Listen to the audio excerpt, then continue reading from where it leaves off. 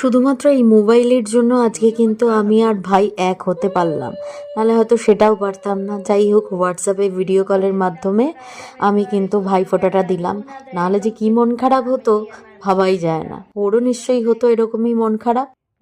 প্রত্যেকবারই মনে হয় যেন ও এবারটা থাকুক, কিন্তু সেই যেহেতু চাকরির সূত্রে ওকে বাইরে থাকতে হয়, তাই অনেক বছর হলো, বেশ কয়েক বছর হলো যে ওকে কিন্তু আমি সামনাসামনি ফোঁটা দিতে পারি না।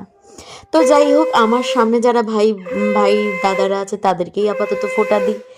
কপালে দিলাম ফোঁটা, জমের দরে পড়লো কাটা, যমুনা দেয় জমকে ফোঁটা, আমি দিই আমার ভাইকে ফোঁটা। কাটা যমুনা দেয় জমকে ফোঁটা, আমি দিই আমার ভাইকে ফোঁটা।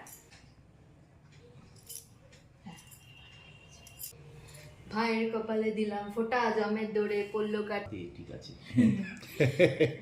মায়ের কপালে দিলাম ফোঁটা, জমের দরে পড়লো কাটা, যমুনা দেয় জমকে ফোঁটা, আমি দিই আমার ভাইকে ফোঁটা।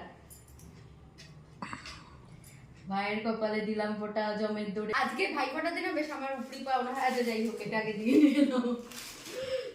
তো এরপরে কিন্তু আমার শাশুড়ি মাও ভাইফোঁটা দিয়ে দিল, আর সব মিলিয়ে কিন্তু ভাইফোঁটা আমাদের দারুণ কাটলো, খুব ভালো কাটলো। তোমাদের কেমন ভাইফোঁটা কাটলো সেটা কিন্তু অবশ্যই তোমরা কমেন্ট করে জানাবে। আর তোমরা ভাইদের কি কি গিফট দিলে সেটাও কিন্তু জানাবে, কি কি গিফট পেলে সেটাও বলবে। কিন্তু দেখা হচ্ছে নেক্সট ভিডিওতে। আপাতত বাই।